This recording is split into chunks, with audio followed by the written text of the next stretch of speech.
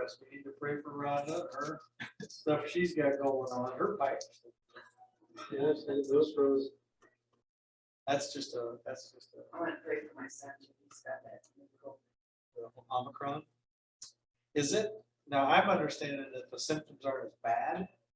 No, but he said the headache is like Okay. a spinal headache. That's the worst part of it. A lot of flu-like symptoms. Yeah. It's kind of like fatigue, and then then the aches, and then the Yeah. throat. And then The way you're old, you can't tell anyway. I think we're just in for, it's just gonna be around. I do too. How do you eradicate a cold or a flu? Yeah. Every year you gotta deal with something, but hopefully people that are getting hospitalized aren't passing away. We had the first baby pass away today here. I think it was 10-year-old little boy. They had it on news. Do they have other issues too, or? They said that he passed away from the new virus. They didn't say that he was sick otherwise. Well, it's a big spike as far as stuff. But that's the Whether first there's time more, I've heard about whether it. there's more testing or more accurate testing. Just the fact that this other one, this Omicron, I guess it's like, it doesn't matter if you've had the vaccine, it just, if you've had it before, it doesn't matter. So we want to pray for that. I gotta get a building committee together here fairly soon. Yep, we've got proposals. We finally got some people to give a competing bid for. It literally took 6 months for a second bid to come in on some of this work. And just, how do you know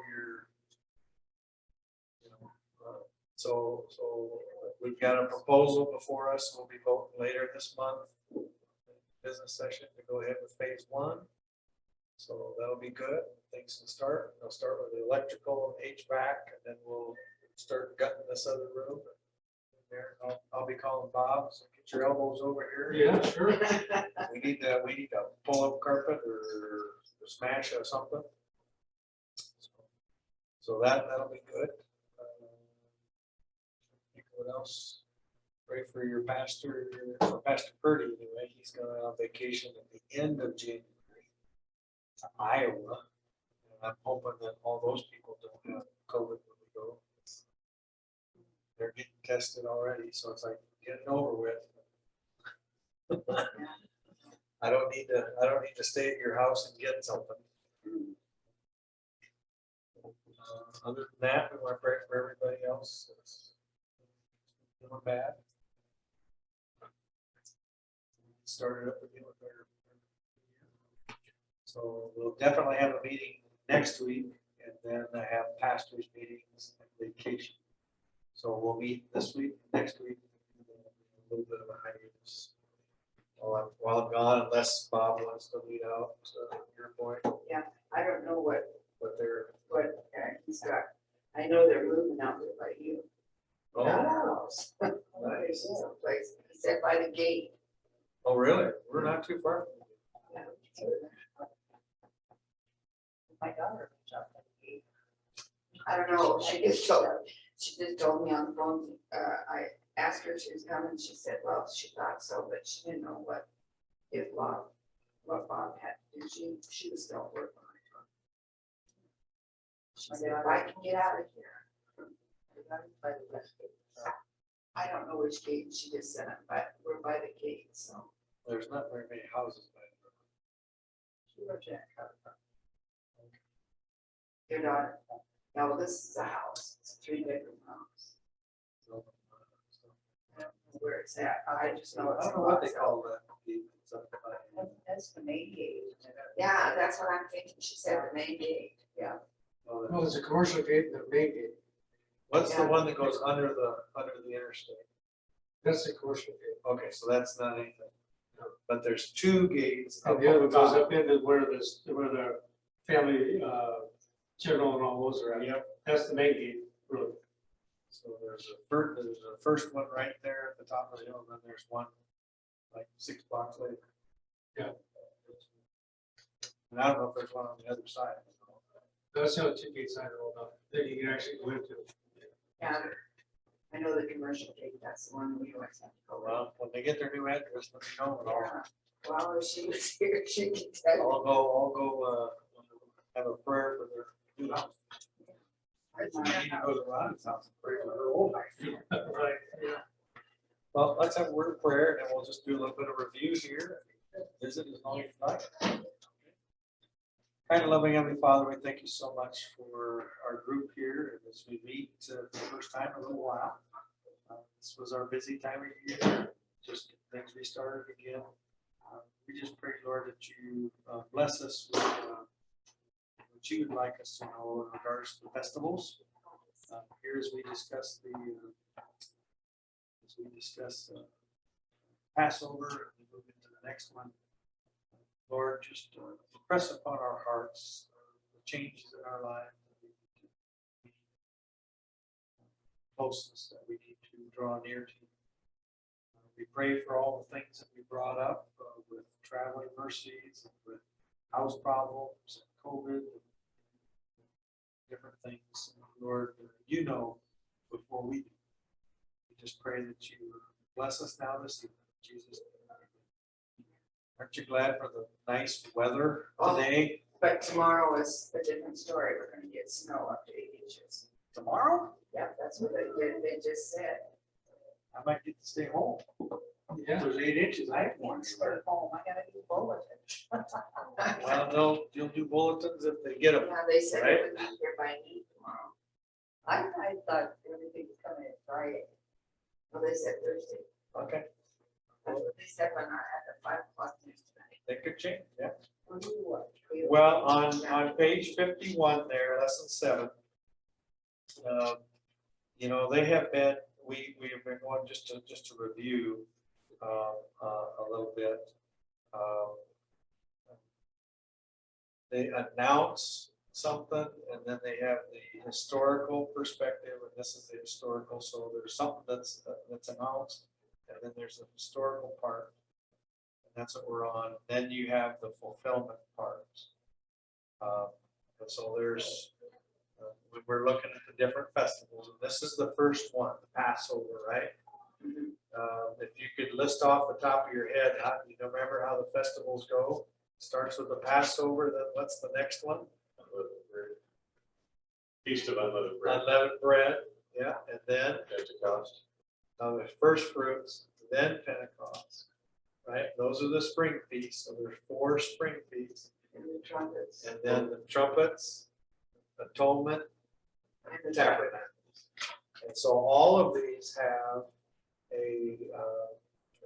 he calls it the announcement here, but it's really what it's commemorating in the life of the Israelites when they initiated these festivals. And so the Passover was commemorative, or it was announced as what was it commemorating for them? Why did they do the Passover? Passover of the death of angel. Angel of death, yep, when they were in Egypt and they were in bondage, and so that was how they got out of there. So, and they would kill the lamb, apply the blood to the lintel and the doorpost, and then they would prepare the bread and bitter herbs, and then they were ready to go. But the angel of death would literally pass over that household, so the firstborn would not die. So Egypt, of course, that was kind of the thing that made it so that that was the straw that broke the camel's back as far as Pharaoh goes.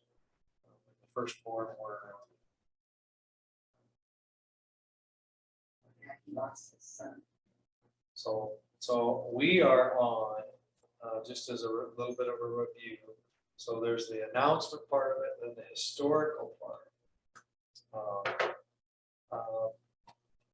And lesson 7 is bringing out these parallels.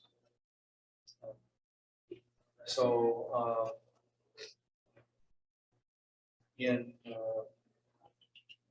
talks about the woman, the seed, the dragon seed, and then enmity. And a woman in Scripture represents what? In prophecy, a church. So in Revelation 12, who did the woman that was standing on the moon, who did she represent? She's pregnant, so who did she represent? Mary.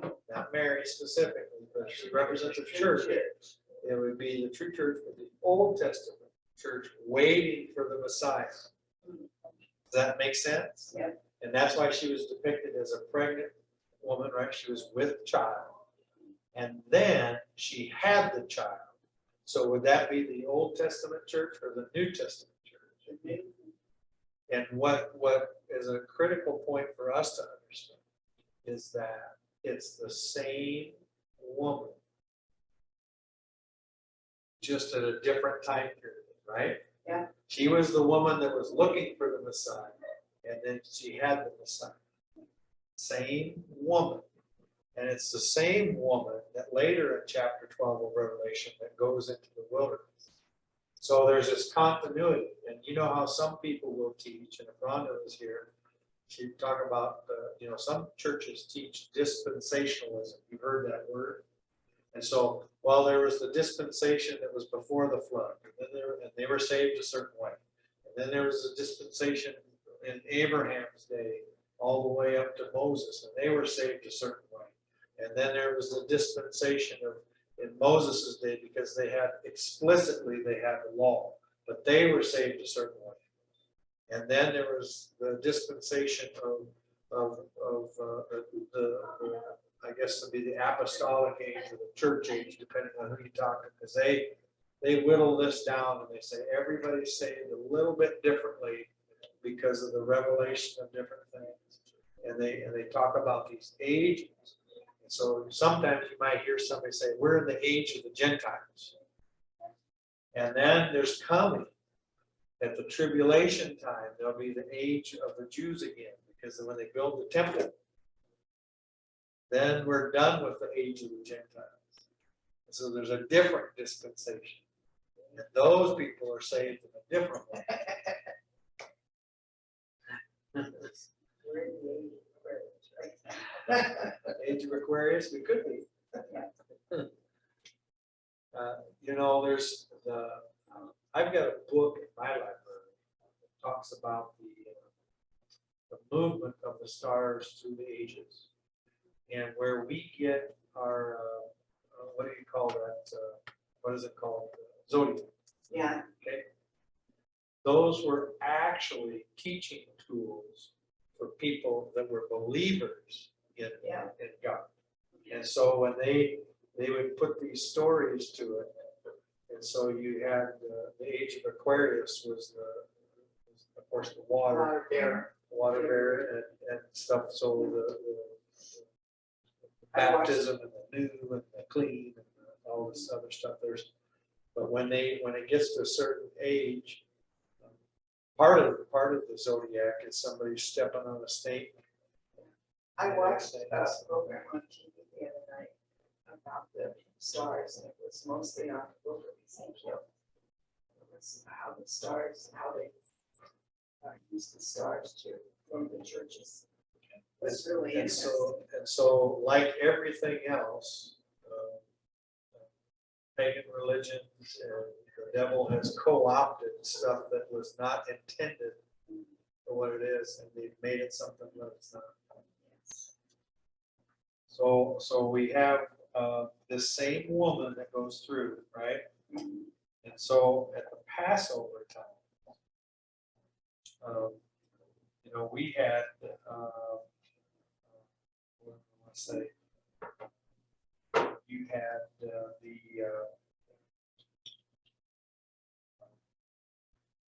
there was a woman in the story, the woman seed. Okay, in Revelation, it's the Old Testament church. The seed would be Jesus. The dragon would be Satan. The dragon seed would be Herod. And enmity was Satan wanting to kill the deliverer. Does that sound familiar? Back in when the first Passover was done, you had a woman like Jochebed, right?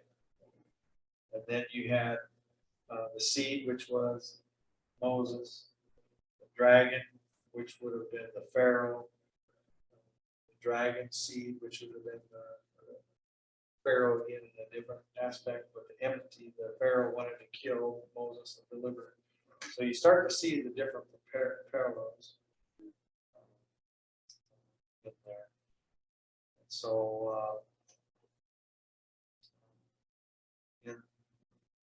kind of towards the middle of page 1 there, it says the deliverer was one with his brethren. Who does that sound like? They're pointing out the lesson that Moses was one of the brethren, right? And when he saw his people being persecuted, he rose up, right, as a deliverer. And so who else was one of his brethren? Who did that parallel? Jesus was one of us. We're studying Hebrews in the lesson right now, quarterly, right? He's our high priest, but he's a priest that can sympathize because he's one of us. And then we have there still on page 51 in Exodus 1, Israel was in bitter bondage, right? And so they were wanting to be delivered from literal bondage. What do you and I want to be delivered from? Sin. Bondage of sin. So we have these parallels, and I think I've taught this before, that the Old Testament, what was literal and local, and the New Testament is spiritual and universal. So when you can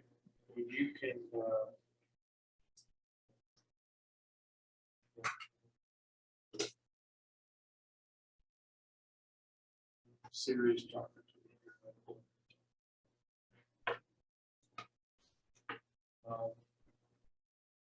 So in the Old Testament, Exodus time and Passover time, the reason they were to be delivered is because they were in bitter bondage and needed a deliverer.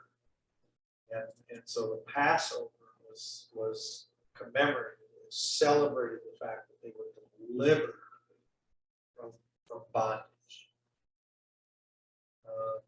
Let me ask you, when they got delivered from being Pharaoh's slave, did they end up going back? They wanted to.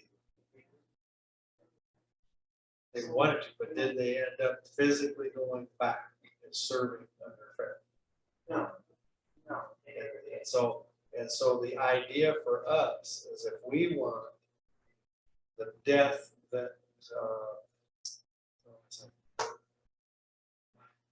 when we the wages of sin is Yeah. we want to be delivered from sin, Yes. and we want to be delivered from the death sentence. So do we want to go back into sin so we can serve sin and die? No. And that's literally what the slaves in Israel were. They were serving until what? Until they died. Yeah. And there was no way out. And so they needed a deliverer. And so this first festival, as it points backwards towards the literal slavery, the literal death, all these things, a deliverer that got them out of slavery. The spiritual application we don't want to miss because that's what it prefigured, and that comes through Christ, right?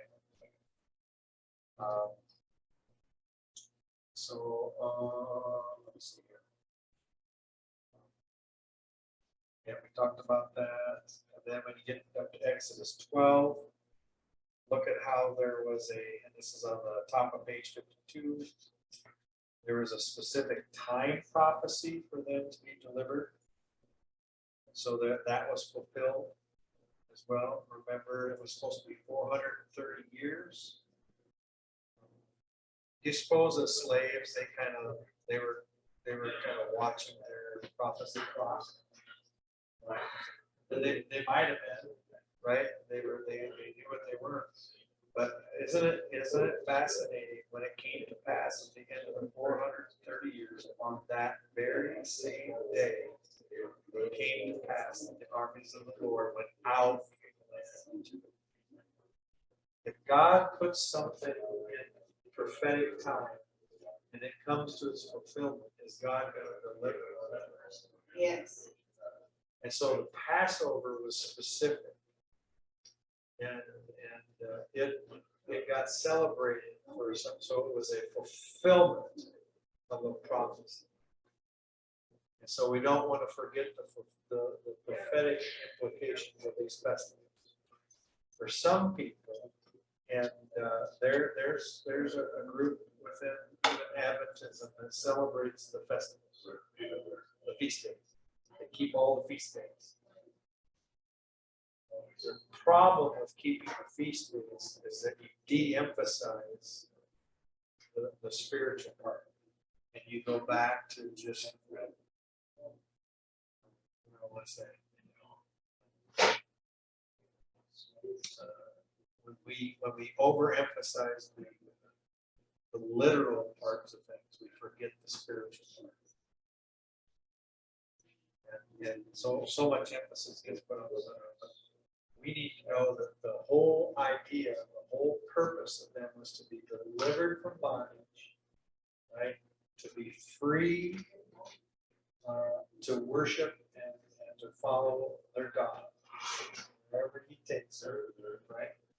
And in fact, where was He going to take them? Promised land. Could they go to the promised land while they were slaves in Egypt? No, So they had to leave Egypt to get to the promised land. They had to leave Egypt to be free from slavery. They had to leave Egypt in order to live and not die. And so spiritually, we need to leave sin, right? right. So that we can get to the promised land. We need to leave sin, right? So that we can be free from it. We can leave sin so that we can live and not die. So those are the significant things that we can do. And, the rest of page 52 talks about some of the different things. We talked about this last time we got together. Exodus 12:3, the lamb was chosen, set apart how many days beforehand? 4 days. Right on page 52, there, see on Exodus 12:3. It says 4 days. I think I pointed out that they set apart the lamb before it was killed 4 days ahead. I find it interesting, fascinating. Don't get dogmatic on it. But for 4,000 years, the world was waiting for Messiah. And then Jesus came after 4,000 years. And the Bible says that He was the lamb that was slain from when? From before the foundation. He was chosen 4,000 years before He served and sacrificed. Isn't that interesting? And so when some people say, well, 4 days ahead they were going to choose whatever. And that's not. Oh, is that your stuff that we've been messing with? Angel. So for it's not arbitrary when God set up the Passover service that He said choose the lamb 4 days ahead of time. There's meaning behind it. God's not arbitrary in anything. There's purpose behind what He does. So choosing the lamb 4 days ahead of time, I'm suggesting it could be a parallel of Jesus being chosen 4,000 years ahead of His sacrifice. And He was the Passover. Dated for 1,000 years. Another tie-in is from His triumphal entry to His crucifixion is the same 4 days that He never left Jerusalem. That the Pharisees tested Him, the scribes tested Him, everybody tested Him during that time from His triumphal entry to His crucifixion. It's not arbitrary. You see that, right? So there's purpose and meaning behind that, and the fulfillment is always in who? Christ. And that's a big deal. Thank you. So also, the lamb wasn't wasn't, he was mature, but he wasn't old. Uh, Verse 5 in Exodus 12, he was without blemish, right? Exodus 12:46, no bones were to be broken. When Jesus was crucified, what did it say about him? When he died on the cross, they went to break your legs because they didn't want him to escape. When they find out about Jesus, He was already. drive safe, Rachel. He was already dead. He was dead, so they did not break any bones. And so the ritual was not to break any bones of the lamb, because it was representative of Christ who would not have his bones broken. And so there was just all these more than interesting parallels, but we see. And so substitution is another one, Exodus 12:12, 13. Blood of the lamb spared the lives of the firstborn. So the idea of the substitution is present. The verse there says, for I will pass through the land of Egypt on that night, and I will strike all the firstborn in the land of Egypt, both man and beast, and against all the gods of Egypt I will execute judgment by the Lord. And the blood shall be a sign for you on the houses where you are. When I see the blood, I will pass over you, but the plague shall not be on you to destroy you when I strike the land of Egypt. And so the lamb took the place of the curse towards the firstborn, right? The lamb substitute.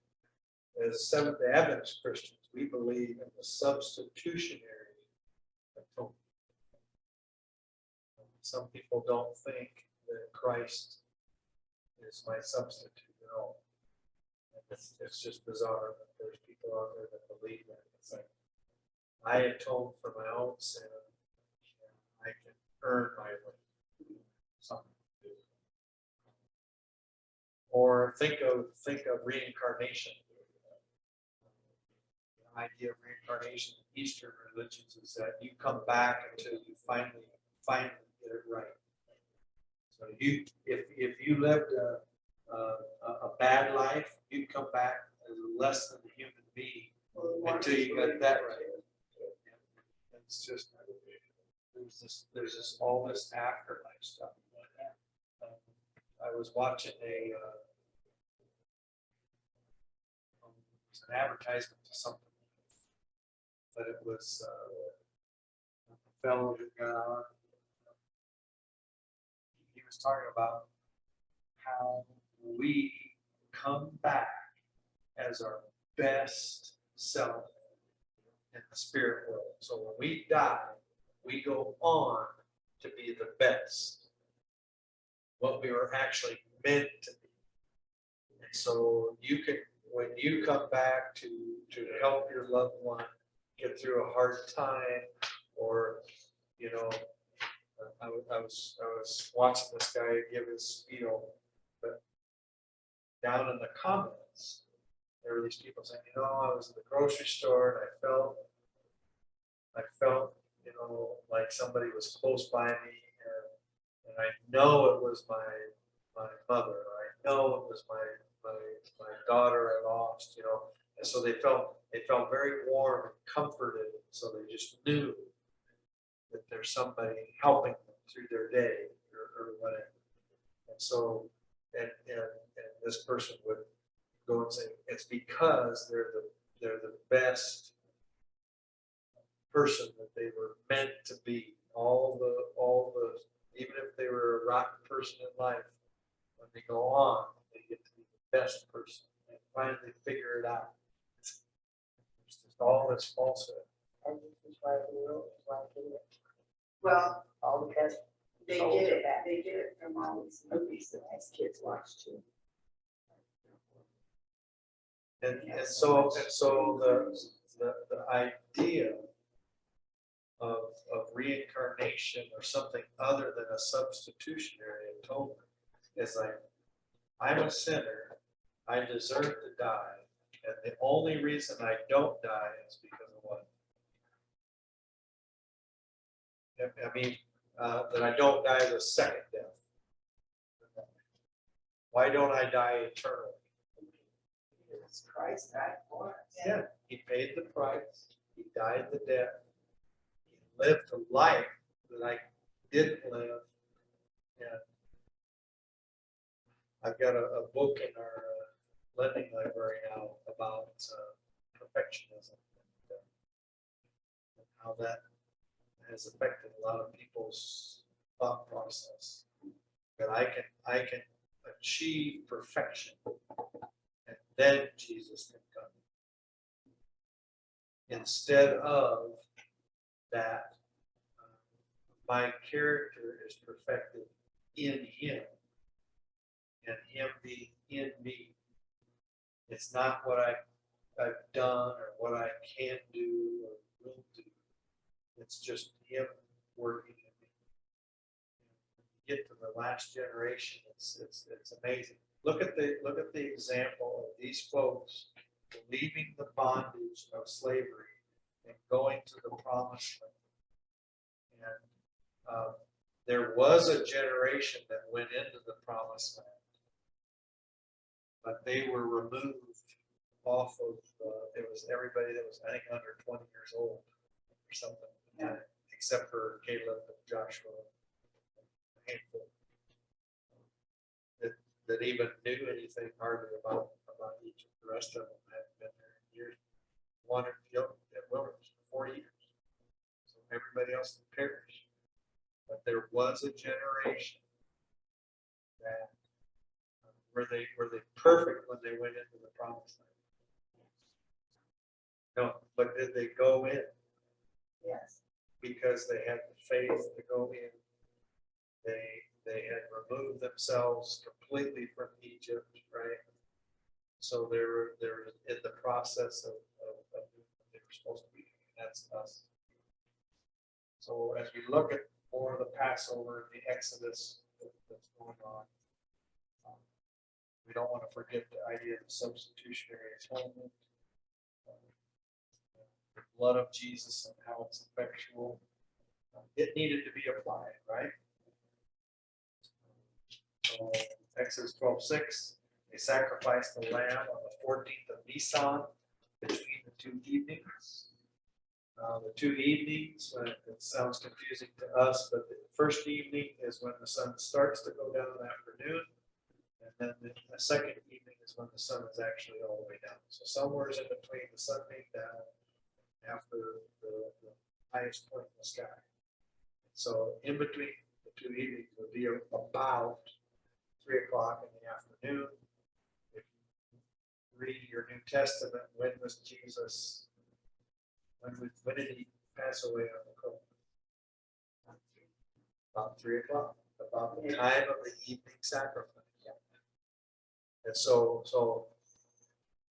the Passover was commemorative of the fact that we had to kill the lamb, apply the blood, eat the lamb, right? And then the next day we're going out. So Jesus died when he was supposed to, even to the hour of the day. You know, and so the Passover lamb just wasn't arbitrarily like, do it at 3 in the afternoon. Why? Because it was representative and pointed forward to what Jesus was doing, so that they could associate the two. We don't want to forget that. So they killed the lamb. That was justification. Verse 7 says the death was not sufficient. The people had also had to apply the blood. That's sanctification. And then they also had to eat the flesh, right? That's down on the top of page 53. So before that was I purged me with hyssop. Hyssop was what they sprinkled the blood. That's what they applied the blood on the doorpost with hyssop. Think something akin to peppermint. had a minty smell. So what do you think of when you brush your teeth? You think you want to brush that with something that tastes like gravy? No. You want something minty, fresh. And so it represented clean, right? You know, when you brush your teeth and you get that minty, your teeth are clean, your breath smells clean. So the minty smell or whatever.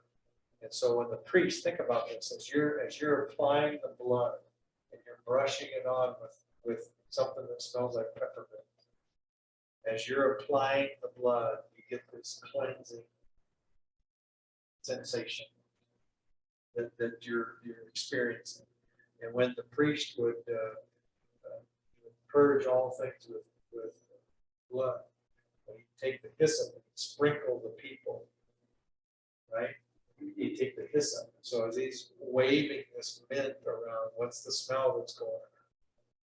It's that minty smell, and so they get the sensation it's supposed to teach. There's this cleansing act. The Catholic Church uses this to throw water on it. The longer the blood is, you know, putting it on the doorpost, it starts to smell like that. Yeah, that's, So it maybe takes on some of that property yeah. of the freshness. There at the, towards the page, top of page 53. Exodus 12, 9, and 10. Israel was to eat the flesh. Don't eat it raw, not boiled at all with water, but roasted in fire. Its head with its legs and its entrails. You shall let none of it remain until morning. And what remains of it until morning you shall burn with fire. Jesus gave himself completely. There was nothing left for him to give. So the sacrifice was completely consumed, either by eating or by fire. There's nothing Jesus left on the table. So we can get that. Verse 8, Exodus 12:8, there you were eat bitter herbs and unleavened bread.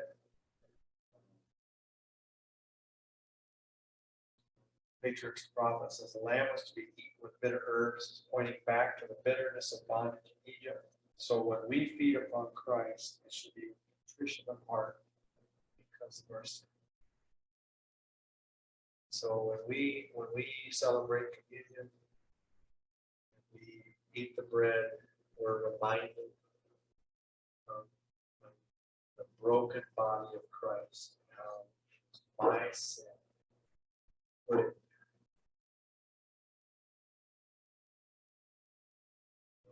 The things I've said, the things I've done, the thoughts that I have entertained. That's what put Jesus on the cross. So the bitter herbs was the bitter bondage. For us, it's kind of a bittersweet, Jesus cleanses me from my sin, but at the same time, it's kind of solemn to think it was my sin.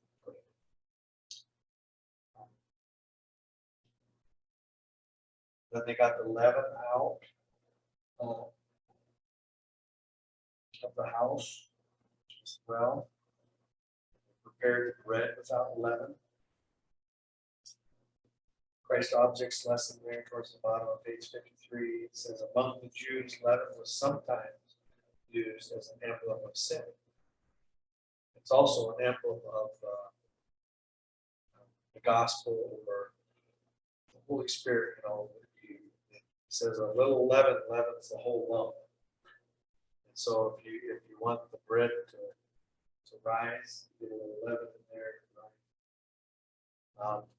So sometimes it's a positive symbol, sometimes it's a negative. But in the case for them, the leaven, they said, we don't have time for the bread to rise. We are out of here. Plus, it won't keep. It won't keep. It'll spoil. So the unleavened bread will keep longer than the leaven. So she says it was an emblem of sin. At the time of Passover, the people were directed to remove all leaven from their houses as they were to put away sin from their hearts. Christ warned his disciples, beware of the leaven of the Pharisees, which is hypocrisy.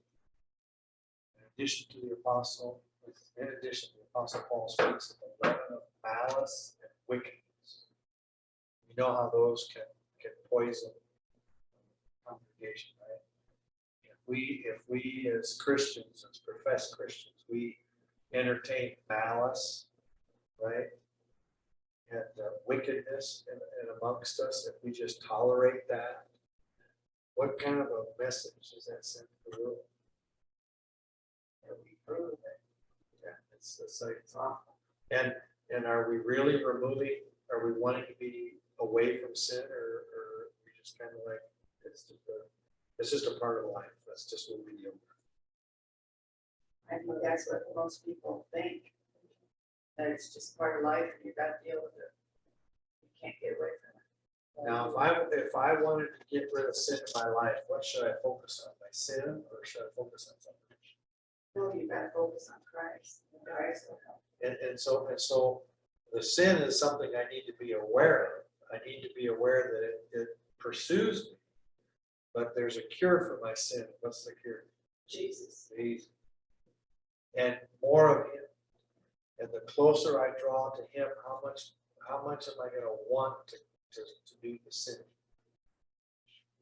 It's gonna fall away. Sure. Almost naturally, right? Prayer. Are you doing 10 days of prayer? No, but That's It's what part of today's lesson is on.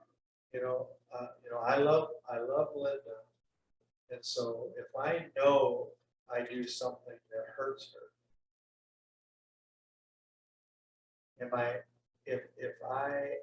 if I really love her, what's that going to do to the fact of this thing that I do? Am I going to do it more often or less often? Less, hopefully not at all, Gary. There you go. There you go. But what's my motivation for not doing it? Love. And so yeah. And so it's the same thing with Jesus. It's sin in my life. It's like I don't sit around and tell Linda, well, it's like I gave that up for you. So give me some credit.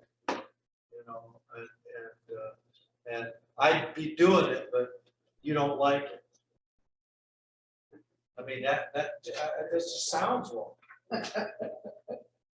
But if I said, you know what, I'm sorry I hurt you. I really don't want to do anything that hurts you.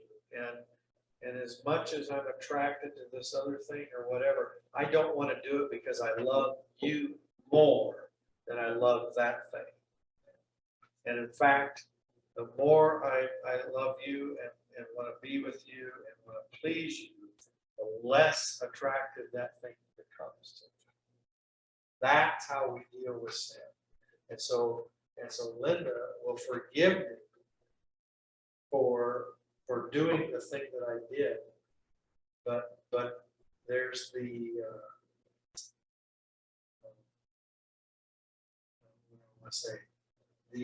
intent of my heart is to quit doing it. And so her forgiveness isn't necessarily based on the fact that I won't do it again, but that she understands that I don't want it. And so, but the more I fall in love with her, the more I focus on her, the less I'll want to do that thing.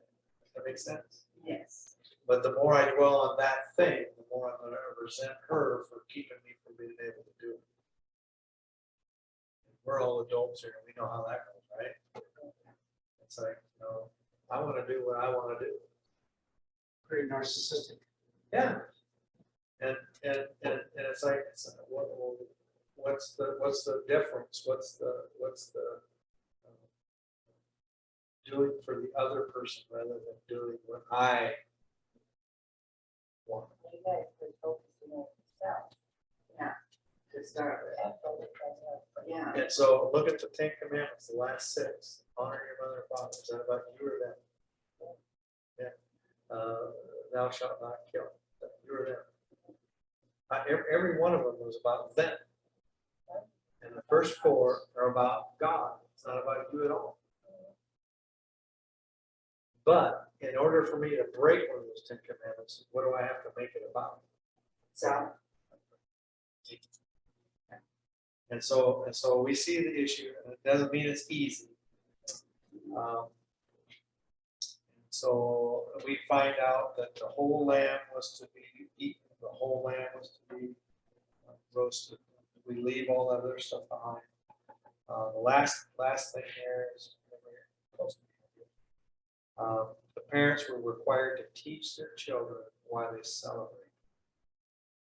In fact, it would say, and it shall be when your children say to you, what do you mean by this service? So think about this. The modern day equivalent to this is like a communion service. Shall we tell the kids that you don't have any part of this? Is that what we should tell them? absolutely not.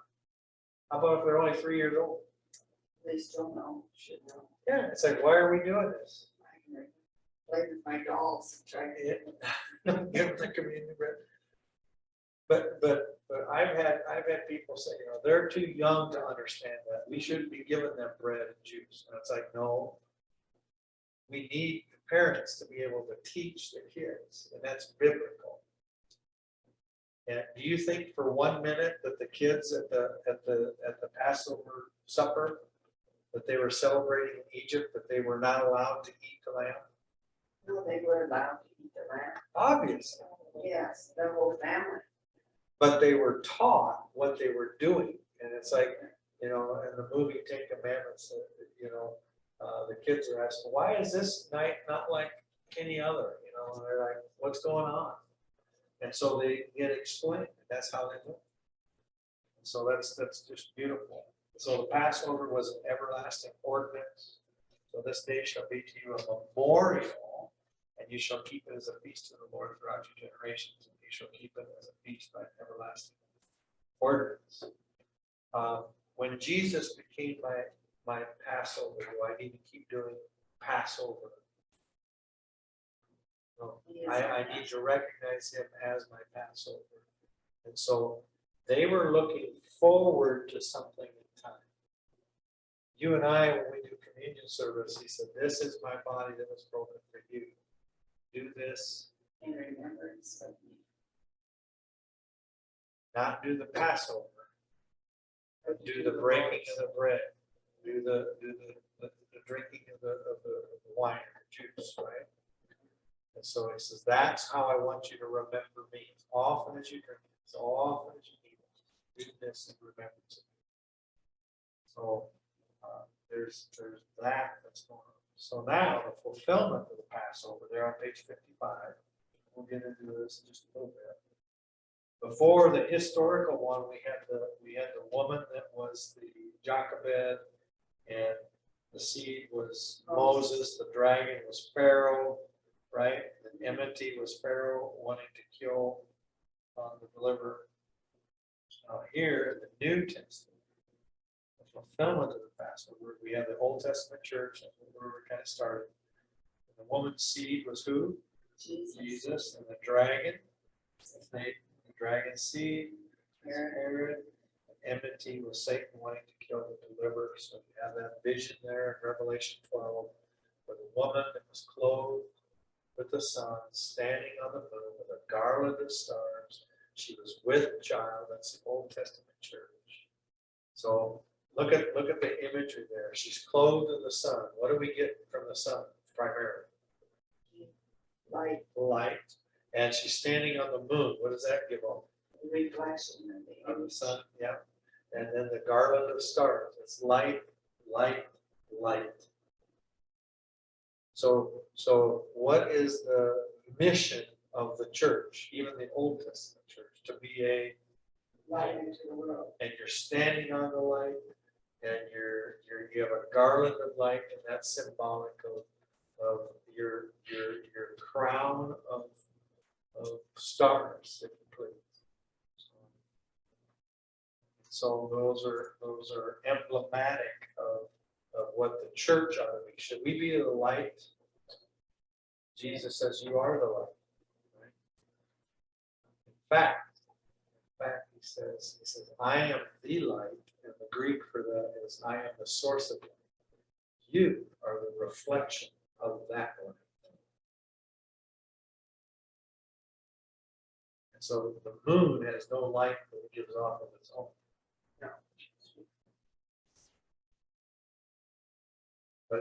But the woman is clothed with the sun, standing on it.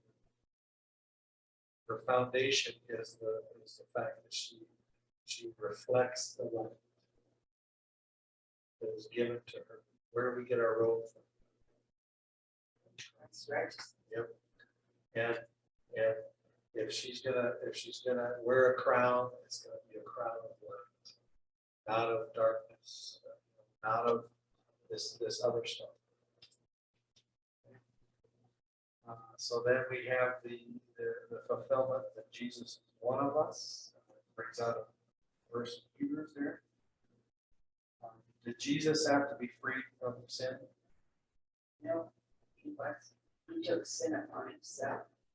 No, he was not born a slave.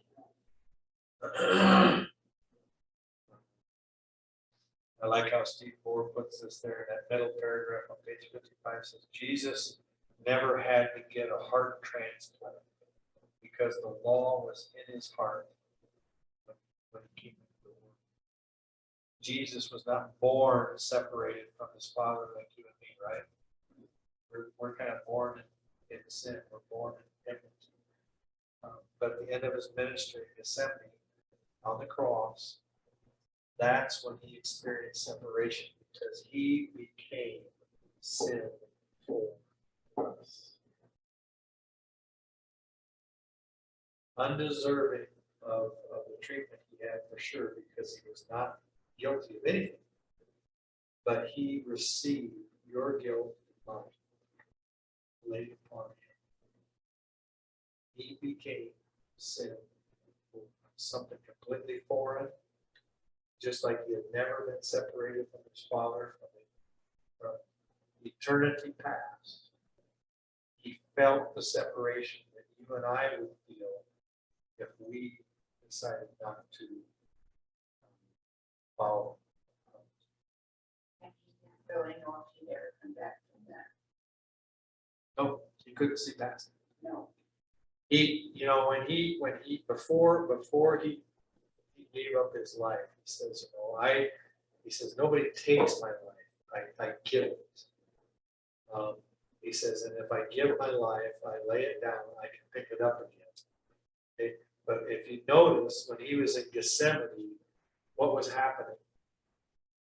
He was feeling the pressure. Of separation. And he was feeling the separation, and then it brought him to the point that when he was on the cross, he says, my God,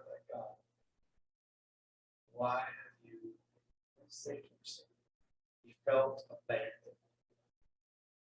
He could not see beyond.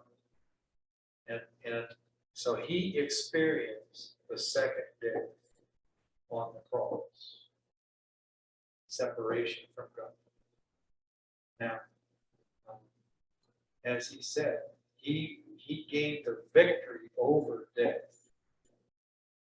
And this is the mystery of the gospel. This is the mystery that is Christ. How does somebody take on everybody's sin? I don't know. He's God. Yeah, That's something I guess. he experienced what you and I experienced, but he's God. And then he experienced it to the nth degree that you and I only singly have to experience it. He did it collectively as a representative of mankind.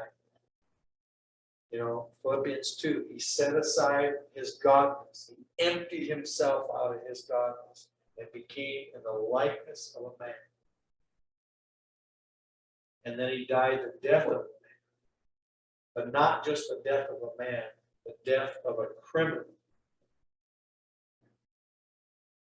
And not just any criminal, the kind of criminal that would be subjected, in the language there is, even the death on a cross, because it was the most cruel tool of torture that has ever been conceived.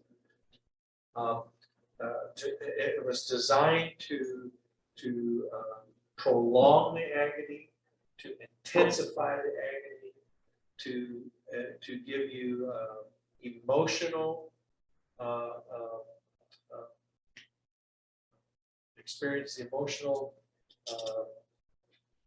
just damage or whatever of that. Embarrassment of being Yeah. on the You're naked in front, I mean, just everything was humiliating. And even in Old Testament times, they said, cursed is, Peter quoted an Old Testament verse, where he says, cursed is the man who hangs on a tree. And the idea there is because you are not worthy to bury in the ground.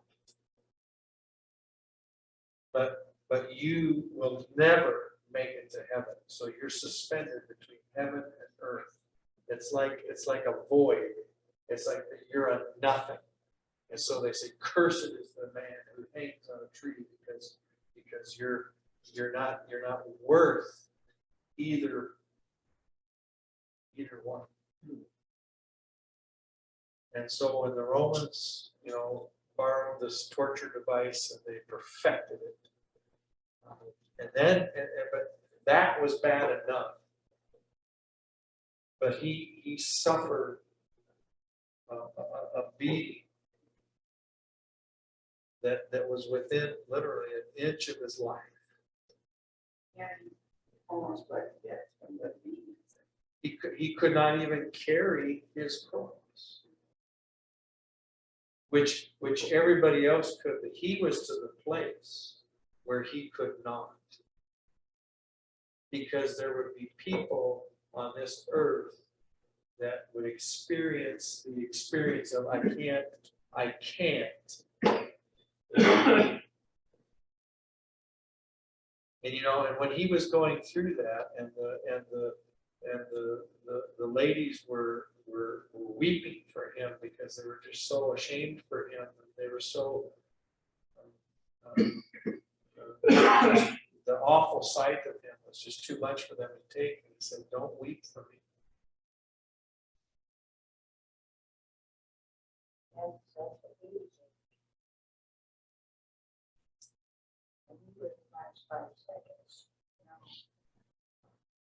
And it took his life. And so as we look at some of these things, we'll start here in lesson 8 next week again.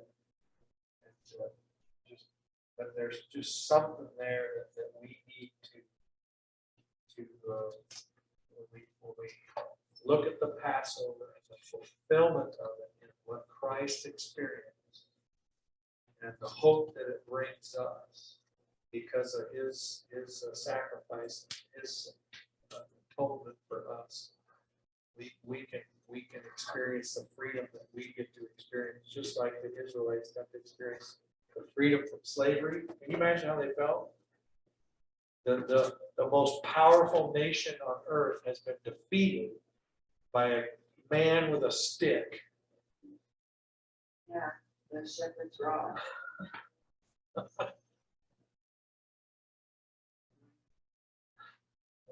Last very long though, no, we get out there and we go, bring us out of here to kill us or what? Yeah, they just didn't have the faith built up. They didn't have the I could read that 100 times and I can't figure out how anybody that was in that group, all the miracles that God had performed for that. They had the mentality of a slave. How can somebody just keep doing the same thing over and over and over, and how much they hurt people? Well, let's pray. If you want to stay right with us up here. Kind and loving Heavenly Father, we thank you so much for these lessons. As we get back in the groove of studying on Wednesday nights, we just pray for your blessings. And as we contemplate the scenes of the Passover back in Moses' day, and what it meant when Jesus fulfilled that in the final week of his earthly ministry. We just pray, Lord, that your Press upon our hearts the meaning that you would like us to do for us.